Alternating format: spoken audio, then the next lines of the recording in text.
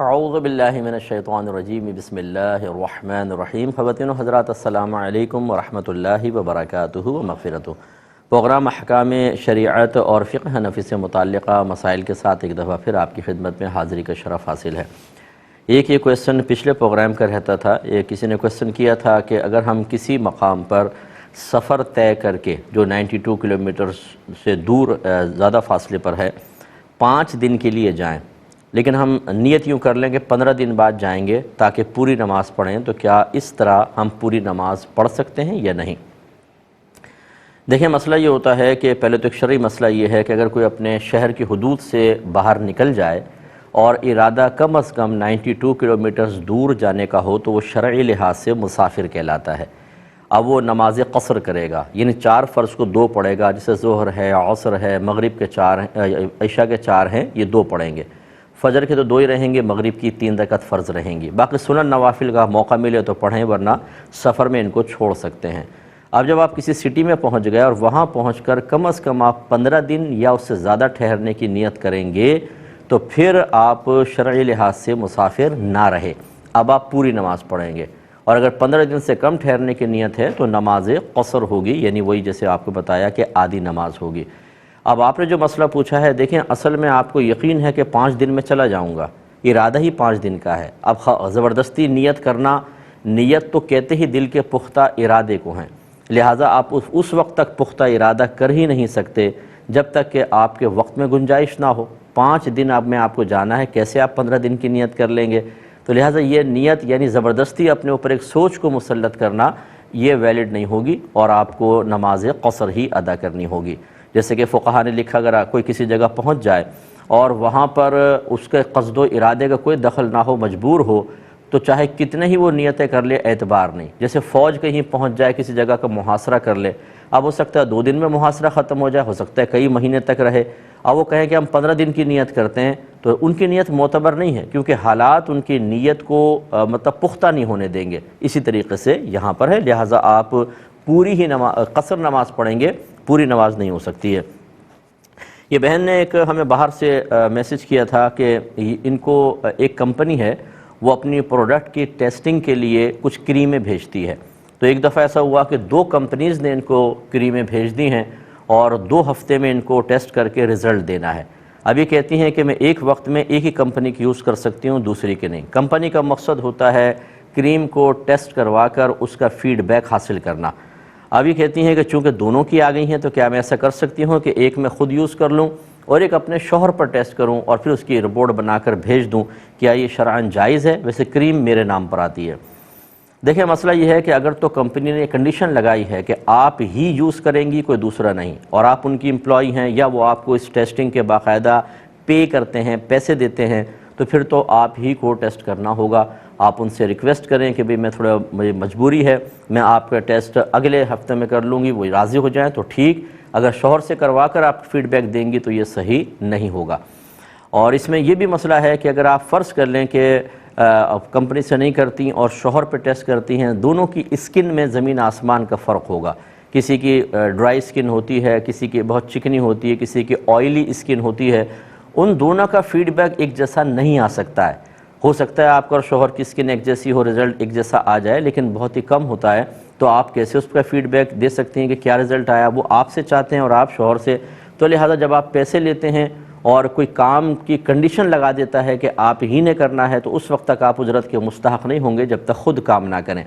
اور اگر کمپنی کہتی ہے کہ ہمیں ٹیسٹ کا رزلٹ چاہیے، بس آپ کے ساتھ اس کو مقید نہیں کیا، کنڈیشنل وہ ٹیسٹنگ کے لیے نہیں کہتے ہیں، تو پھر آپ خود بھی کر سکتی ہیں اور اپنے شوہر سے بھی کروا سکتی ہیں، اور اس کے بعد آپ کے لیے اجرت بالکل صحیح رہے گی۔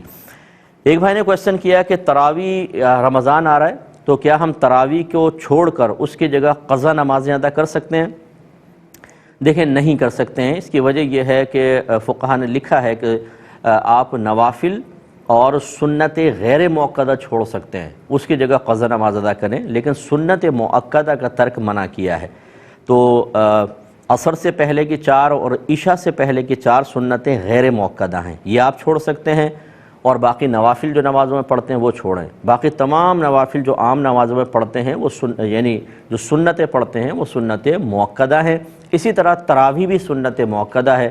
تو لہٰذا جو ہم ظہر وغیرہ میں اور عشاء کے اندر سنت پڑھتے ہیں، فجر کی سنتیں ہیں، ان کو چھوڑ کے قضا نماز نہیں پڑھیں گے، اسی طرح تراویح کو چھوڑ کر قضا نماز ادا نہیں کریں گے۔ اور یہ جو نفس آپ کو مشورہ دے رہا ہے کہ تراویح چھوڑ دو، میں قضا میں تمہارے ساتھ تعاون کروں گا، آپ یہ دیکھیں گے، آپ چھوڑ کر معاذ اللہ، میں تو نہیں کہہ رہا ہوں چھوڑیں، لیکن اگر آپ چھوڑ کر دیکھتے تو 2-3 دن تک وہ آپ کے ساتھ تعاون کرتا، بس اس کے بعد وہ نہ تراویح رہتی نہ قضا نماز، کیونکہ سست ترین ہے یہ نفس۔ بہت سے لوگ اسی لیے سنت غیر موقدہ چھوڑتے ہیں اور اب وہ قضا بھی نہیں پڑھ رہے۔ ان سے آپ پوچھ کر دیکھیے گا، یا وہ اپنے آپ سے پوچھیں اگر مجھے سن رہے ہیں تو، کہ انہوں نے جب یہ سنت غیر موقدہ چھوڑنے کا قصد و ارادہ کیا تھا تو یہی ارادہ کیا تھا کہ ان کی جگہ قضا نماز پڑھیں گے، لیکن اب نہ قضا رہی نہ سنت غیر موقدہ، اس لیے نفس کی چال میں نہ آئیں اور آپ تراویح ادا کریں، اور بعد میں رات میں جب آپ سحری کے لیے اٹھتے ہیں تو مطلب 2 رکعت تہجد پڑھ لیں نفل نماز، اور اس وقت قضا نماز پڑھیں، بڑی برکت بھی ہوگی۔ یہ کہتے ہیں کہ ہم دبئی میں ہیں، یہاں پر کہیں فریج رکھے ہوتے ہیں مختلف جگہ پر، اور اس میں پانی ہوتا ہے، اور یہ عام لوگوں کے لیے رکھ دیے جاتے ہیں، اور اس پہ لکھا ہوتا ہے کہ یہ ثواب جاریہ کے لیے ہے، تو کیا ہم اس پانی کو پی سکتے ہیں؟ کویسچن یہ کر رہے ہیں، ان کے مقصد یہ تھا، انہوں نے بعد میں لکھا کہ ہم پانی خرید سکتے ہیں بازار سے، تو یہ کیا اس طرح کا پانی پھر ہم پی سکتے ہیں کہ نہیں؟ تو گویا کہ ان کے ذہن میں ایسا ہے کہ شاید یہ غریبوں کے لیے ہوگا، ان لوگوں کے لیے جو افورڈ نہیں کر سکتے ہیں، لہٰذا کیا ہم اگر لیں گے تو کسی غریب کا حق تو نہیں مار رہے؟ دیکھیں اس قسم کی جو سبیلیں بنی ہوتی ہیں، یا مسجد میں بعض اوقات کولر لگے ہوتے ہیں، یا اسی طرح جیسے آپ فریج بتا رہے ہیں، یہ لوگ اپنے ثواب کے لیے کرتے ہیں، اور ثواب میں پھر یہ نہیں دیکھا جاتا کہ وہ غریب پیے یا امیر پیے یا متوسط درجے کا پیے، کیونکہ پانی پینے پر ثواب ملتا ہے، پلانے پر ثواب ملتا ہے، یعنی وہ پیے گا تو آپ کو ثواب ملے گا، آپ پلا رہے ہیں آپ کو ثواب ملے گا، تو لہٰذا یہ بالکل عام لوگوں کے لیے ہوتا ہے، اس میں کوئی کنڈیشن نہیں ہوتی۔ ہاں اگر اس میں لکھا ہوتا صراحتاً یہ صرف غریبوں کے لیے ہے، یہ صرف ان کے لیے ہے جو پانی خرید نہیں سکتے ہیں، تو پھر تو آپ کے لیے شرعاً جائز نہیں تھا، لیکن جب ایسا کچھ نہیں لکھا تو ہمارا عرف ایسا ہی ہے کہ لوگ سب ہر طرح کا امیر غریب متوسط درجے کا وہ پانی پیتا ہے، لہٰذا آپ بھی پی سکتے ہیں۔ ایک یہ کہتے ہیں کہ میں پاکستان سے اٹلی واپس جا رہا تھا، جہاز میں تھا، تو ایئر ہوسٹس سے میں نے فارم فل کرنے کے لیے بال پین لیا اور پھر میں اس کو واپس کرنا بھول گیا، تو اس بال پوائنٹ کا میں کیا کروں، کیا حکم شرع ہوگا؟ دیکھیں آپ اس کو رکھ سکتے ہیں، وہ ویسے بھی ایک معمولی سی قیمت کا ہوتا ہے، کوئی اتنا زیادہ نہیں ہوتا ہے، اور اس قسم کی چیزیں جو ہیں وہ اگر آپ بھول کر لے بھی گئے، اب کہاں وہ واپس کریں گے اور کیا، تو یہ آپ یوز کر لیں، انشاءاللہ آپ پر آخرت کے سلسلے میں کوئی وبال نہیں ہوگا۔ ہاں جان بوجھ کر رکھ لینا یہ مناسب نہیں تھا کہ آپ وہ پین کو چھپا کر لے کر نکلیں، کہ تاکہ ان کو یہ پھر ایک قصد و ارادہ چوری کا سا ہو جاتا ہے، لیکن اگر آپ بھول گئے ہیں تو بس اس کو آپ استعمال کر سکتے ہیں۔ ایک بھائی نے کویسچن کیا تھا کہ میں نے منت کا روزہ مانا تھا کسی حاجت کی وجہ سے، حاجت پوری ہو گئی تو میں نے 2 دن تک روزہ نہیں رکھا، اس کے بعد رکھا، تو یہ تاخیر کرنے سے کوئی وبال تو نہیں ہوگا؟ جواب دیتا ہوں، پہلے کالر ہمارے ساتھ ہیں۔ السلام علیکم۔ السلام علیکم۔ وعلیکم السلام۔ مفتی صاحب، پہلا سوال یہ ہے کہ ایک شخص نے دوسرے شخص کی پٹائی کی تو دوسرے نے کہا کہ یہ اللہ نے کروائی ہے، تمہاری پٹائی، کیا اس طرح کے جملے کہے جا سکتے ہیں؟ ٹھیک ہے، اور دوسرا سوال یہ ہے کہ دین کی خدمت گناہ کے ذریعے کرنا کیسا ہے؟ کہ ایک شخص نے مسجد میں سود کے پیسے دے دیے، اس کو منع کیا جائے، کہتے اور لوگ بھی تو ہیلپ کرتے ہیں، ہم نے کر دیا تو کیا ہو گیا؟ چلیں، اور میرا لاسٹ کوسچن یہ ہے کہ اگر چھوٹی چھوٹی باتوں پر بہت زیادہ ناراض ہو جاتے ہیں اولاد سے، اولاد کو کیا کرنا چاہیے؟ اس حوالے سے رہنمائی فرمائیے گا۔ ماں باپ اگر ناراض ہو جائیں تو؟ ہاں جی، چھوٹی چھوٹی بات پہ جیسے ٹینشنز ہوتی ہیں، چھوٹی چھوٹی باتوں پہ بچوں سے خفا رہتے ہیں، تو پھر چلے میں انشاءاللہ عرض کرتا ہوں۔ ایک اور کالر ہیں۔ السلام علیکم۔ السلام علیکم ورحمۃ اللہ۔ وعلیکم السلام۔ جی مفتی صاحب، میرا پہلا کویسچن یہ ہے، کیا مکروہ اوقات میں اور عصر کے فرائض ادا کرنے کے بعد سجدے تلاوت یا سجدے شکر وغیرہ ادا کر سکتے ہیں؟ اور عصر کے فرائض ادا کرنے کے بعد واجب العیادت سنن یا نوافل پڑھ سکتے ہیں؟ اور اگر کوئی شخص مطلقاً یہ ملت مانے کہ اگر میرا کام ہو گیا تو میں ایک دیگ دوں گا، اور اب اس کام کے ہونے کے بعد یہ کھانا فقط شرعی فقراء میں ہی تقسیم کرنا ہوگا یا اغنیاء کو بھی دے سکتے ہیں؟ اور کیا وہ شخص خود اور اس کے گھر والے بھی کھا سکتے ہیں یا نہیں؟ اور اگر کسی لباس پر نجاست کا کوئی داغ ایک دفعہ دھلنے سے صاف نہ ہو اور یہ یقین بھی ہو کہ 2 یا 3 دفعہ برش سے رگڑیں گے تو یہ داغ صاف ہو جائے گا، تو کیا 2 یا 3 دفعہ دھونا ضروری ہے، فقط پھر ایک ہی دفعہ دھونا کافی ہوگا؟ اور یہ لاسٹ کوشچن یہ ہے کہ اگر جاندار کی تصویر والا لباس پہنے کوئی بچہ کسی نمازی کے سامنے آ جائے تو نماز کے فساد کا کیا حکم ہوگا؟ اور لاسٹ یہ ہے کہ اگر کوئی شخص سفر لاسٹ میں تو پہلے ہی بول دیا تھا آپ نے، پھر لاسٹ چلے خیر. ایک رہ گیا بس. اگر کوئی شخص سفر میں بھول کر 4 رکعت فرض کی نیت سے نماز شروع کر دے اور پھر اسے نماز کے دوران یاد آ جائے کہ اس نے تو قصر پڑھنی تھی، تو کیا اب وہ نماز کو توڑ کر ادا کرے گا یا جاری رکھے گا؟ تو اور چلیں میں بتاتا ہوں انشاءاللہ. ایک مختصر سا بریک لیں گے، ہمیں یقین ہے آپ ہمارے ساتھ ہی رہیں گے. بسم اللہ الرحمن الرحیم. پہلے کال لیتے ہیں پھر جوابات. السلام علیکم. السلام علیکم مفتی صاحب. وعلیکم السلام. جی میرے خالو ہیں، ان کی میرے خالو فوت ہو گئے ہیں، وہ ان کی 2 دکانیں اور 1 مکان ہے. جو بڑے بھائی ہیں نا وہ مطلب ان کے 5 بیٹیاں 3 بیٹے تھے. جو بڑا بیٹا ہے نا وہ اپنے باپ کے ساتھ 30 سال کام کیے انہوں نے. تو وہ کہتے ہیں کہ ان کی بہنیں اور بھائی کہتے ہیں کہ دکان میں، میرے بہن بھائی کہتے ہیں کہ میں نے نا دکان اور مکان میں حصہ دے دیتے ہیں بہن بھائیوں کو. وہ کہتے ہیں کہ میں نا وہ جو کاروبار ہے نا اس میں بھی حصہ لیں گے. وہ میرے بہن بھائی کہتے ہیں کہ میں نے نا اپنے بہنوں اور بھائیوں کا اپنے باپ کے ساتھ کاروبار میں مل کے نا شادی کی تھی. چلے میں بتاتا ہوں انشاءاللہ، میں بتاتا ہوں بس ٹھیک ہے، میں انشاءاللہ عرض کرتا ہوں. تو ایک منت کا کویسچن تھا، اس کا ہم نے آپ کو سوال تو ذکر کیا کہ کسی نے منت مانی کہ میرا ایک کام ہو گیا تو میں روزہ رکھوں گا. اب کام ہو گیا تو 2 دن تک انہوں نے روزہ نہیں رکھا، اس کے بعد رکھا ہے، تو کہتے ہیں اس تاخیر سے کوئی مسئلہ تو نہیں ہوا؟ دیکھیں منت 2 طرح کی ہوتی ہے، ایک مقیدہ ہوتی ہے، ایک مطلقہ ہوتی ہے. مقیدہ مانے آپ کو کنڈیشن لگا دیں کہ میرا ایک کام ہوگا تو میں فلاں جمعے کو روزہ رکھوں گا، ہفتے کو روزہ رکھوں گا، رجب میں روزہ رکھوں گا، شعبان میں. تو جب آپ اس طرح کوئی کنڈیشن لگا دیتے ہیں تب تو آگے کرنا گناہ ہوتا ہے. منت پھر بھی پوری ہو جائے گی لیکن تاخیر کرنے میں گناہ گار ہوں گے. اور اگر آپ کوئی خاص دن، خاص مہینہ، خاص سال متعین نہیں کرتے ہیں، میرا ایک کام ہو جائے تو 2 روزے رکھوں گا، 1 روزہ رکھوں گا، اب آپ نے مطلقاً کہا، اس کو کہتے ہیں مطلقہ، یعنی بغیر کسی کنڈیشن کے. اس میں ان روزوں کو جلدی ادا کرنا افضل ہوتا ہے لیکن تاخیر کرنا گناہ نہیں ہوتا. پوری زندگی میں جب کبھی آپ رکھیں گے ہو جائے گا، لیکن فقہاء نے فرمایا کہ اس زندگی کا کچھ پتہ نہیں، اگر آپ ڈیلے کریں اچھا اگلے ہفتے اس سے اگلے ہفتے کرتے رہیں اور موت آ گئی تو خواہ مخواہ ایک وبال اپنے سر پہ لے کے جائیں گے. اس لیے پہلی فرصت میں اس کو ادا کریں یہ افضل ہے، لیکن تاخیر کرنے میں گناہ گار نہیں ہوں گے. آپ 2 دن کی تاخیر سے آپ نے ادا کیا، آپ کی منت ہو گئی. یہ کہتے ہیں کہ ہمارے گھر میں ایک چھوٹا سا بلی کا بچہ، یہ تو بلی چھوڑ گئی یا کہتے ہیں بلہ چھوڑ گیا، وہ ہمیں اپنے گھر کے ایک کمرے کے کونے میں نظر آیا. وہ چیخ رہا چلا رہا تھا، جب چل رہا تھا سب کچھ، لیکن ہم نے دودھ رکھا، پانی رکھا، وہ کچھ نہیں پی رہا تھا. تو پھر ہم نے وہ چونکہ شور بہت کر رہا تھا تو ہم نے اس کو باہر نکال دیا اور وہیں پر پانی اور دودھ وغیرہ رکھ دیا. لیکن بعد میں جب ہم نے دیکھا تو وہ مرا پڑا تھا. اب وہ بھوک سے مر گیا یا گرمی سے مر گیا. کہتے ہیں ہمارے دل میں بہت ہی افسوس ہے کہ یہ ہماری وجہ سے کیوں مرا اور بڑا دکھ ہے. تو کیا اس کا کوئی مطلب آخرت میں وبال وغیرہ تو نہیں ہوگا؟ دیکھیں چونکہ آپ کا قصد و ارادہ ایک ضرر کو دور کرنا تھا، ایک جانور پر ظلم کرنا نہیں تھا. وہ رہتا اپنے گھر میں، چیختا ہے، چلاتا ہے، وہ ماں کو پکارتا رہتا، ماں وہاں پہ موجود نہیں ہے تو یقینی سی بات ہے پورے گھر والے ڈسٹرب ہوتے ہیں. اور آپ نے اس کو باہر رکھ کر دودھ پانی وغیرہ بھی رکھ دیا تھا، تمام وہ انتظامات اپنی دانست میں کر دیے تھے جس سے اس کو ضرر اور تکلیف نہ آئے. تو دونوں چیزیں صحیح ہو گئیں کہ آپ نے ضرر کو دور کرنا آپ کا شرعی طور پہ حق ہے، آپ نے اس کو دور کیا. دوسرا، بے زبان کو آپ نے بھوکا نہیں مارا، آپ نے پانی رکھا، سب کچھ رکھا، لیکن وہ خود مر گیا.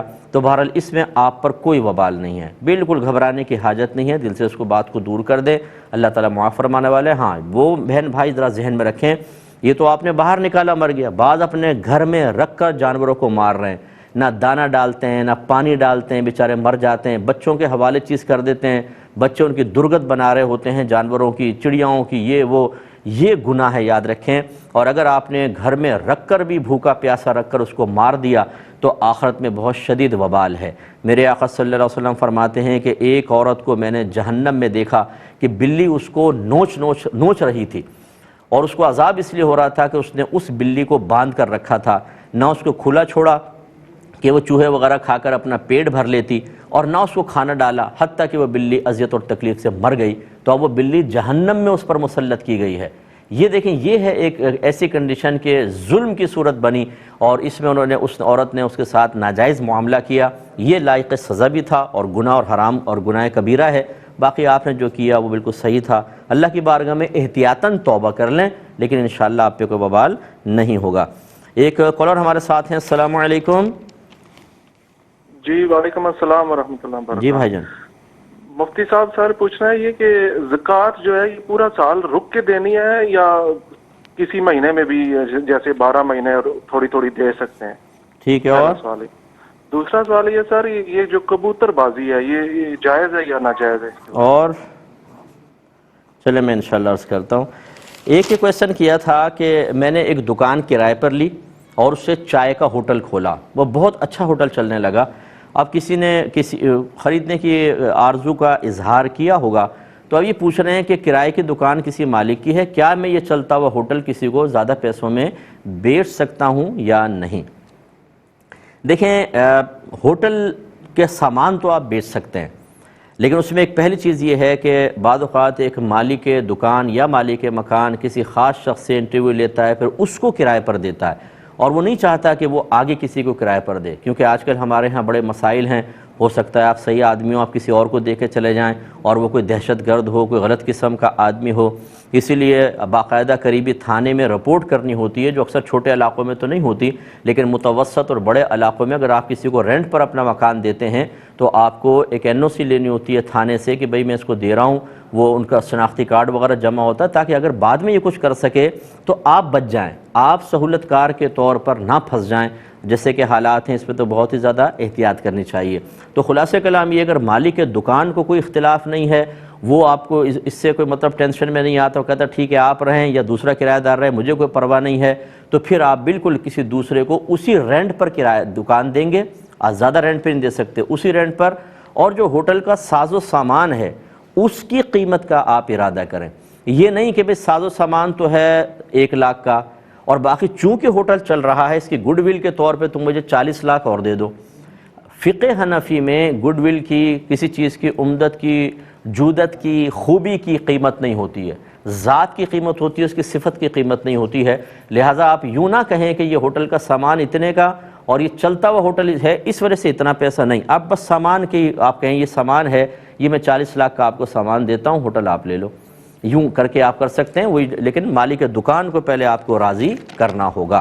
ایک کالر ہمارے ساتھ ہیں. السلام علیکم. وعلیکم السلام ورحمۃ اللہ. جی وعلیکم. میں بابر جاوید بول رہا ہوں مسقط سے. جی بولیے.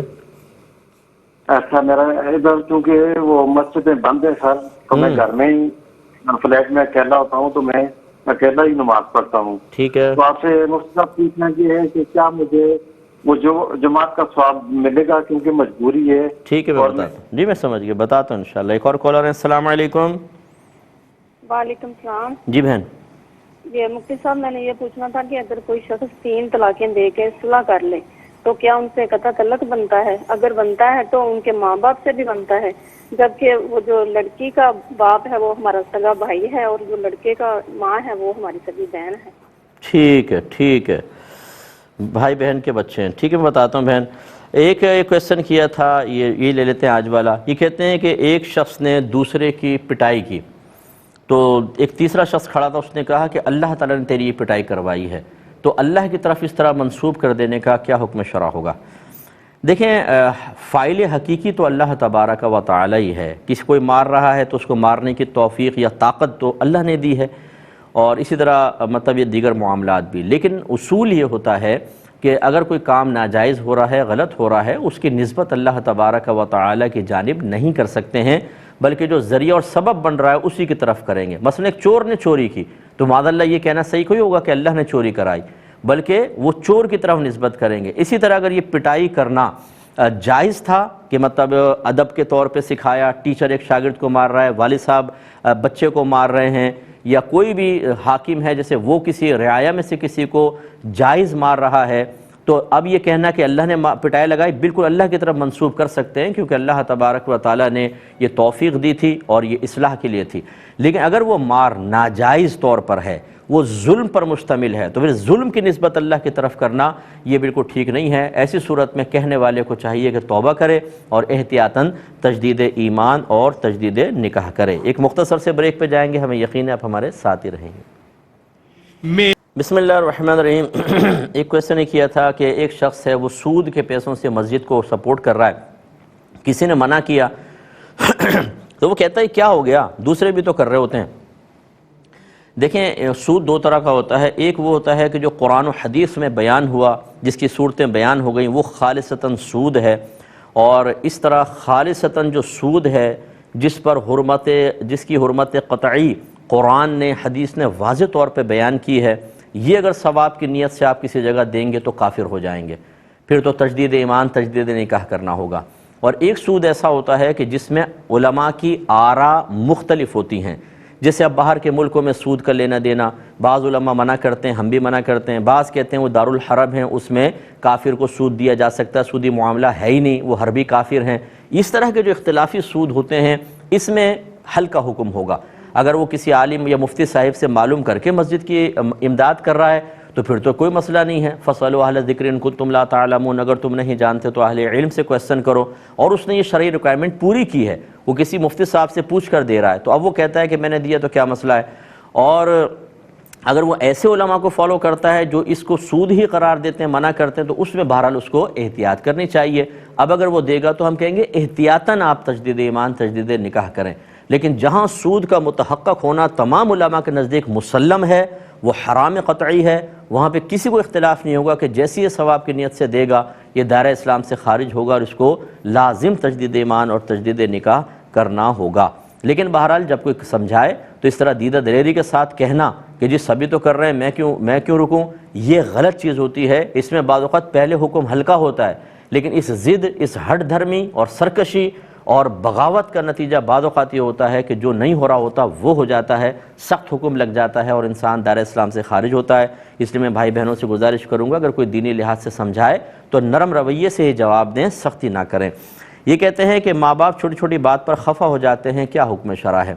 دیکھیں ہوتے ہیں نازک مزاج والدین ہوتے ہیں، جب بڑھاپے میں آدمی پہنچتا ہے چڑچڑی طبیعت ہو جاتی ہے، نازک طبیعت ہو جاتی ہے، ایسی صورت میں اولاد کو چاہیے کہ وہ اس کو جہاد سمجھے، ایک مجاہدہ سمجھے، بس ہونے دیں، چھوٹی چھوٹی بات پر ہو رہے ہیں نا، غلط کر رہے ہیں آپ کمال کریں، وہ غلط کر رہے ہیں آپ کمال کی طرف آئیں، آپ برداشت کرتے رہیں، نظر انداز کرتے رہیں۔ کل آپ کی اولاد جب آپ بڑھاپے کی حالت میں پہنچیں گے اور آپ کی اولاد سامنے ہوگی، ہو سکتا ہے کہ آپ بھی نہ چاہتے ہوئے نادانستہ طور پر اسی چڑچڑے پن میں مبتلا ہو جائیں، تو پھر اپنی اولاد سے کس چیز کی توقع تمنا رکھیں گے، اس کو ذہن میں رکھیں، انشاءاللہ اس پر آپ کو بہت زیادہ ثواب ملے گا۔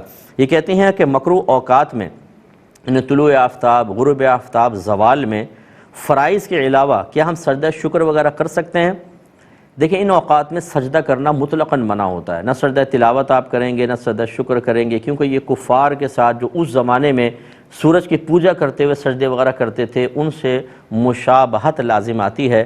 اب اگرچہ وہ علت یہاں نہیں ہے، پاکستان میں کون ہے سورج کی پوجا کرنے والا کہ مشابہت ہو، لیکن بعض اوقات علت ختم ہو جاتی ہے، حکم باقی رہتا ہے۔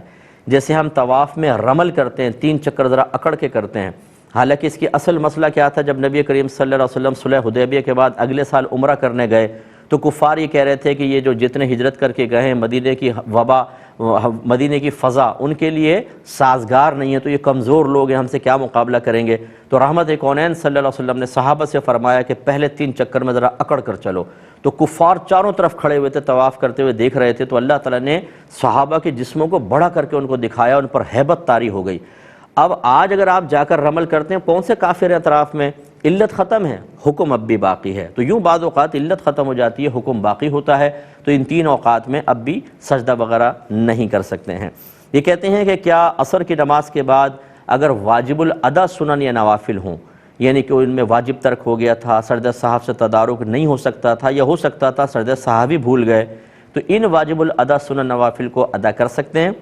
تو جی ہاں بالکل کر سکتے ہیں، ویسے تو سنن نوافل ہے لیکن کا ادا کرنا واجب ہے، تو تنہائی کے اندر کریں، اور بعض اس کو منع کرتے ہیں کہ نہیں یہ چونکہ اصلاً ان کی ادائیگی واجب تھی، اصلاً تو سنن نوافل ہیں اور عصر کی نماز کے بعد نوافل جائز نہیں، تو اس لیے اور جہاں علماء کا اختلاف ہو وہاں پر ناجائز اور حرام سے بچنا افضل ہوتا ہے، لہٰذا ان نوافل وغیرہ کو ادا نہ کیا جائے۔ یہ کہتی ہیں کسی نے منت مانی کہ میں یہ کام ہو جائے تو ایک دیگ کھلاؤں گی، تو اب وہ کام ہو گیا تو کیا یہ فقراء کو کھلائیں گے؟ اغنیاء کھا سکتے ہیں کہ نہیں؟ غنی لوگ اور خود کھا سکتا ہے، گھر والوں کو کھلا سکتا ہے کہ نہیں؟ دیکھیں اس میں افضل اور اولا یہ ہے کہ منت چونکہ یہ جب پوری ہو جاتی ہے تو یہ صدقات واجبہ میں گویا کہ آ جاتی ہے، تو بہتر یہ ہے کہ غربا میں تقسیم کیا جائے، خود نہ کھائیں، گھر والوں کو نہ کھلائیں۔ ہاں گھر میں کوئی فقیر ہے تو ٹھیک ہے، شرعی فقیر ہے تو، لیکن غنی نہ کھائے، خود نہ کھائیں، یہ فقراء میں ہی تقسیم کرنی چاہیے۔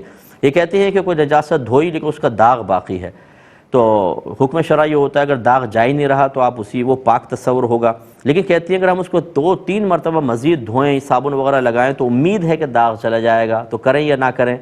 دیکھیں دونوں صورتیں ہیں، جب آپ نے اچھی طرح اس کو دھو لیا، داغ نہیں جا رہا، آپ کے حق میں وہ پاک ہے۔ اب مزید نظافت حاصل کرنا چاہیں اور دھونا چاہیں صابن لگا کر تو دھو لیں، اس صورت میں بھی جائز تھا، اس صورت میں زیادہ افضل ہے تو آپ کر سکتے ہیں، نہ کریں تو کوئی مسئلہ نہیں ہے۔ یہ کہتے ہیں کوئی نماز پڑھ رہا تھا، ایک بچہ تصویر والے کپڑے پہن کر سامنے آ گیا اور کھڑا ہو گیا، کیا حکم شرع ہوگا؟ اس نماز کو آپ دوبارہ لوٹائیں، اگر وہ تصویر بڑی تھی تو سامنے تصویر آ گئی، اگرچہ آپ کا قصور نہیں تھا، لیکن اس نماز کو لوٹائیں، اور اس سے پھر آپ کو یہ درس حاصل ہوگا، عبرت بھی حاصل ہوگی، ایک نصیحت حاصل ہوگی کہ بچوں کو تصویر والے کپڑے حتی الامکان نہیں پہنانے چاہیے۔ یہ کہتی ہے کہ قصر نماز ادا کرنی تھی، 4 فرائض سٹارٹ کر دیے تو کیا حکم ہوگا؟ دیکھیں آپ نماز نہ توڑیں، آپ 4 ہی پورے کر لیں، 2 آپ کی قصر ہو جائیں گی اور 2 نوافل میں شمار ہوں گی، اور چونکہ بھولے سے شروع ہوا انشاءاللہ آپ گناہگار بھی نہیں ہوں گے۔ یہ کہتے ہیں کہ ہمارے خالو کا انتقال ہوا، ان کی 2 دکانیں تھیں، بڑا بیٹا 30 سال تک والد صاحب کے ساتھ کام کر رہا تھا، اب وہ بعض کہتے ہیں یہ جو کاروبار ہے اس میں کسی کا حصہ نہیں ہوگا، دکان مکان میں ہوگا، بعض کہتے ہیں کاروبار میں بھی ہوگا۔ دیکھیں بیٹا اگر 30 سال سے کام کر رہا تھا لیکن والد صاحب کا کاروبار چلا رہا تھا تو یہ کاروبار والد صاحب کا کہلائے گا، تو جب ان کا انتقال ہوا تو سمجھ لیے کاروبار تمام ورثاء میں شریک ہو جائے گا، یعنی جو بھی اس کا پروفٹ آئے گا وہ پروفٹ تقسیم ہوگا بالکل ایسے جیسے وارثوں کے حصے تقسیم ہوتے ہیں، یعنی لڑکیوں کو 1 حصہ، لڑکوں کو 2 حصہ، تو لہٰذا ہاں اگر ایسا ہے کہ دکان والد صاحب کی تھی، کاروبار بڑے بیٹے کا تھا، وہ اس کو چلاتا تھا، تو اب کاروبار اس کا ہے، دکان میں شیئر سب کا ہوگا، کاروبار میں نہیں ہوگا۔ یہ کہتے ہیں کہ زکوٰۃ کی ادائیگی کیا سال پورا ہونے کے بعد ہی ہوگی یا ہم بیچ میں بھی دے سکتے ہیں؟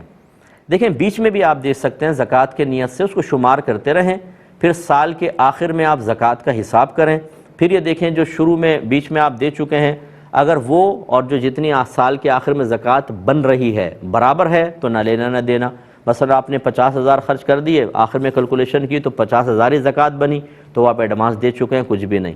اور اگر وہ کم تھی، مثلا 40,000 دی تھی، 50,000 بنی، 10,000 اور دے دیں، اور اگر زیادہ بن گئی، آپ نے 60,000 دے دی، زکوٰۃ 50,000 بنی، تو یہ 10,000 اگلے سال میں آپ شمار کر سکتے ہیں، لیکن اس میں ایک شرط ہوتی ہے کہ سال کے شروع میں اور سال کے آخر میں نصاب مکمل ہونا چاہیے۔ مثال کے طور پر میرے پاس صرف 5,000 روپے ہیں تو زکوٰۃ کا سال شروع ہی نہیں ہوا، لیکن میں نے یہ سوچ کر کہ شاید بعد میں پیسے آ جائیں، میں نے زکوٰۃ کی نیت سے صدقہ کرنا شروع کیا، حتیٰ کہ سال کے آخر میں میرے پاس 10 لاکھ روپے آ گئے، تو یاد رکھیں کہ یہ جو درمیان میں تھا یہ زکوٰۃ میں شمار نہیں ہوگا، کیونکہ سال کے آخر میں نصاب کمپلیٹ ہے، شروع میں نہیں۔ ایسے شروع میں کمپلیٹ تھا، میں زکوٰۃ کی نیت سے دیتا رہا، لیکن سال کے آخر میں اچانک میں زوال کا شکار ہوا، 5,000 روپے ہی رہ گئے، تو یہ درمیان میں جتنا دیا سب نفل صدقہ بنے گا، یہ زکوٰۃ نہیں بنے گی، یہ ذرا ذہن میں رکھیں۔ کبوتر بازی کرنا، جیسے کہ آج کل کبوتروں کو اڑایا جا رہا ہے، کھانا کم اڑاتے ہیں، سیٹیاں بجاتے ہیں، چھت پہ چڑھ کر ہو ہا مچائی ہوئی ہے، اترنے نہیں دیتے کبوتروں کو، اور اترے تو دوسرے کے کبوتروں کو اتار لیتے ہیں، پکڑ کے بند کر لیتے ہیں، اور دوسرا بھی راضی، یہ بھی راضی ہیں، یہ سب کا سب گناہ ہے۔ نبی کریم صلی اللہ علیہ وسلم نے ایک کبوتر باز کو دیکھا، وہ کبوتری کے پیچھے بھاگ رہا ہے، تو فرمایا شیطان شیطانہ کے پیچھے بھاگ رہا ہے۔ یہ جتنے میرے بھائی بہن یہ ٹولیاں اڑا رہے ہیں نا، ان سے میری گزارش ہے کہ ان کو چھوڑ دیں، اور مطلب اس پر ماشاءاللہ کہنا یہ اور زیادہ خطرناک ہے جی، ماشاءاللہ آپ نے کبوتر اتار لیا، ماشاءاللہ آپ نے کبوتر دوسرے کا بند کر لیا، یہ ایک حرام اور غصب کام کے اوپر، ناجائز اور گناہ کبیرہ کام کے اوپر ماشاءاللہ کہنا یہ بہت سخت حکم رکھتا ہے، اس پر تجدید ایمان اور تجدید نکاح کرنا ہوگا۔ آپ اکیلے نماز پڑھتے ہیں تو آپ کو انشاءاللہ جماعت کا ثواب ملے گا، کیونکہ آپ کے ساتھ عذر ہے، جب عذر ہوتا ہے تو جماعت کا ثواب ملتا ہے۔ 3 طلاقوں کے بعد ساتھ رہنے والوں سے بالکل قطع تعلق رکھیں، اور جو ان سے راضی ہوں ان سے بھی قطع تعلق کرنا واجب ہے، تاکہ ان کو غلطی کا احساس ہو، چاہے سگے بھائی بہن کیوں نہ ہو۔